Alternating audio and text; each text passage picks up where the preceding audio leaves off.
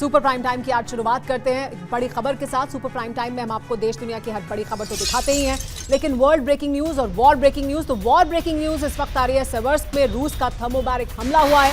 Ukraine की चौकियों पर अग्नि वर्षा की गई है। यूक्रेन की कई चौकियां पूरी तरह से तबाह हो गई हैं। फ्लेम थ्रोअर से रूस ने हमला किया है।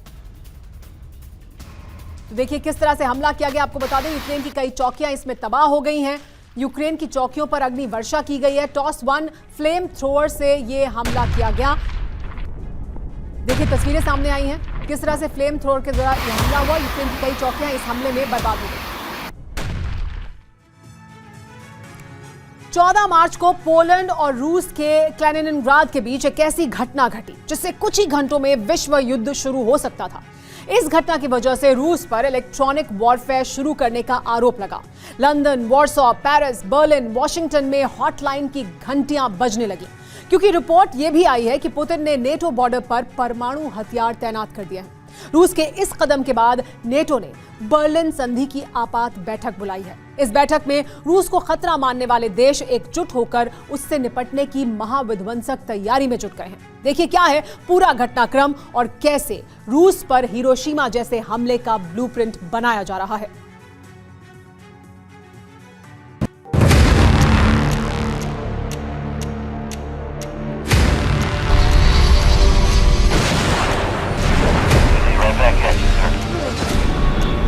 A lot of metal in the air today, people.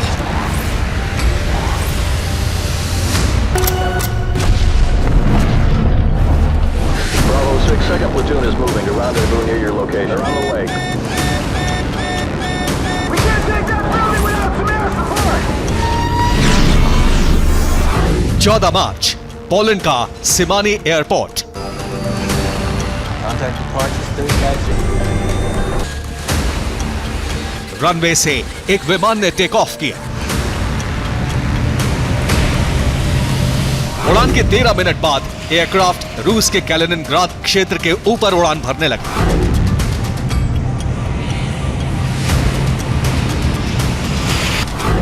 विमान की ऊंचाई थी 27,000 फीट।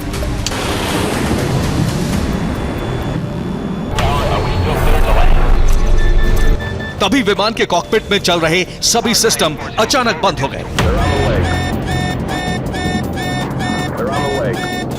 कॉकपिट के सारे सिस्टम बंद होते ही विमान के अंदर डर फैल गया।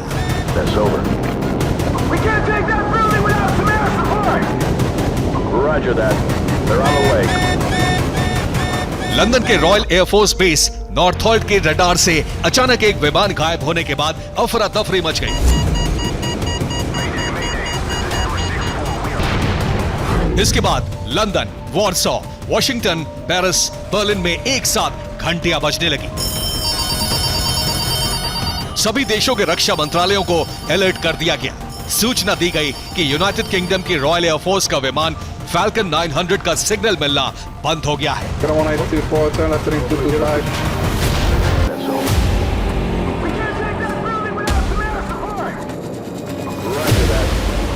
कई नेटो देशों में एक साथ स्पेशल अलर्ट जारी कर दिए गए, क्योंकि ये कोई मामूली विमान नहीं था और इसके अंदर कोई मामूली शख्स भी नहीं था।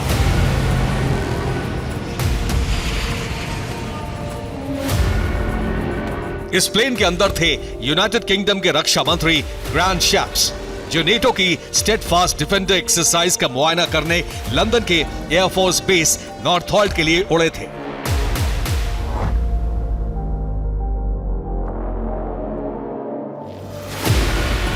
लंदन का कहना है कि ग्रैंड शैप्स के विमान पर हैक अटैक किया गया।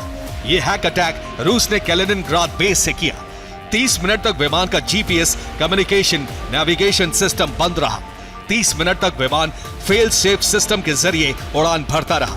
कैलिनिनग्राद की रेंज से बाहर निकलकर विमान सामान्य हालात में लौटा।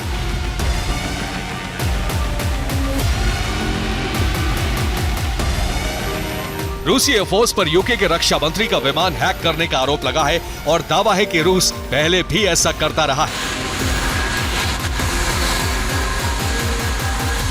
यूके के रक्षा मंत्री का विमान 30 मिनट के लिए रडार से गायब रहा और इन 30 मिनट के भीतर महायुद्ध की आशंका बहुत ज्यादा तेज हो गई। ब्रिटेन, फ्रांस, जर्मनी ने कहा है कि रूस ने इलेक्ट्रॉनिक वॉरफेयर शुरू कर दिया है और अब खतरा सर पर मंडराने लगा।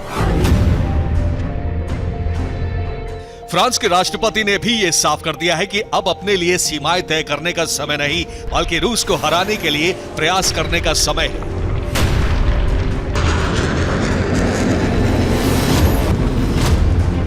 फ्रांस के राष्ट्रपति ने डिप्लोमैटिक बयान से यह भी संकेत दिए हैं कि युद्ध उनकी जमीन से दूर नहीं और फ्रांस की आत्मरक्षा के लिए सभी विकल्प खुले हैं।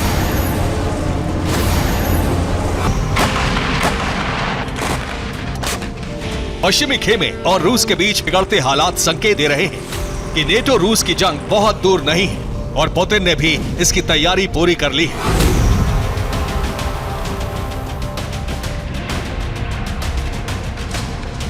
रूस के राष्ट्रपति के विशेष आदेश पर बेलारूस में टैक्टिकल न्यूक्लियर हथियारों की नई खेप भेजी गई है। नए हथियार नेटो सीमा के नजदीक किसी सीक्रेट लोकेशन पर तैनात हो चुके हैं।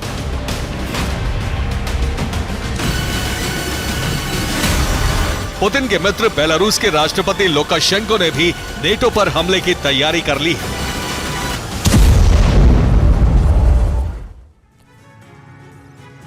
बेलारूस की जमीन से नेटो सीमा पर परमाणु हथियार तैनाती के साथ साथ टैंक और सेना भी तैनात कर दी गई है।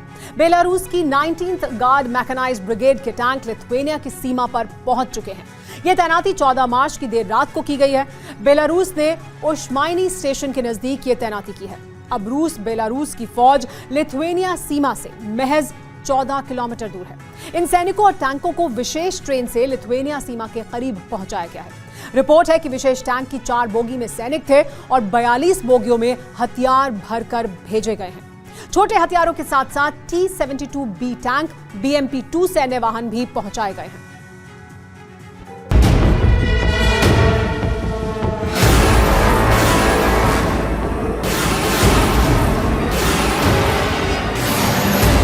रूस और बेलारूस मिलकर नेटो के खिलाफ बड़ी जंग की तैयारी कर रहे हैं। क्रेमलिन प्रवक्ता ने भी स्पष्ट कह दिया है कि अगर रूसी राष्ट्रपति की चेतावनी को अनदेखा किया गया तो परमाणु युद्ध अटल है। Vladimir Vladimirovich Putin. फरवरी में भी रूस के राष्ट्रपति ने कहा था कि अगर अस्तित्व पर खतरा हुआ तो रूस हर तरह के हथियार इस्तेमाल करने के लिए तैयार है।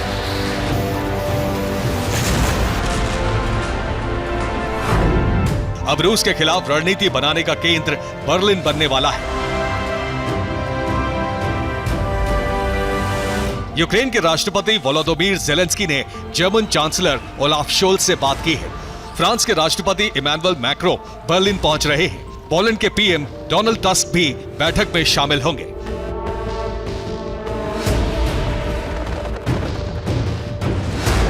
यूक्रेन ने जर्मनी से कहा है कि उसे युद्ध लड़ने के लिए सहयोग की जरूरत है और हथियारों के सहयोग से आगे बढ़ने की जरूरत है।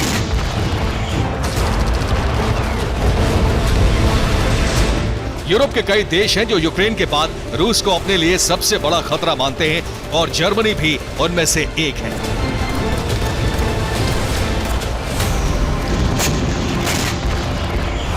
जर्मन विदेश मंत्री ने कहा है कि अगर रूस को रोका नहीं गया तो दुश्मन हमारे दरवाजे तक आ जाएगा।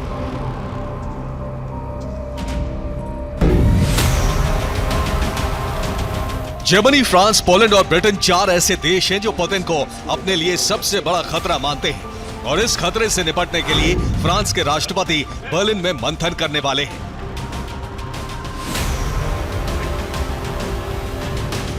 बर्लिन में मैक्रो, टस्क और ओलाफ शोल्ज की मुलाकात है। तीनों नेता यूक्रेन को सहयोग देने पर चर्चा करेंगे। इस बात पर विचार किया जाएगा कि यूक्रेन की मदद के लिए किस स्तर तक जाया जाए।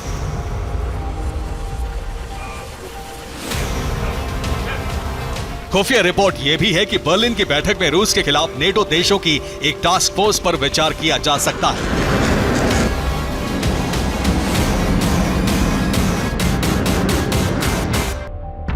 फ्रांस, पोलैंड और जर्मनी मिलकर रूस के खतरे पर चर्चा करेंगे। ऐसे देशों की लिस्ट बनाई जाएगी जो रूस को खतरा मानते हैं। इन देशों को मिलाकर एक टास्क फोर्स तैयार करने का प्लान शुरू हो सकता है। ये टास्क फोर्स रूस पर हमला करने की योजना बनाएगी।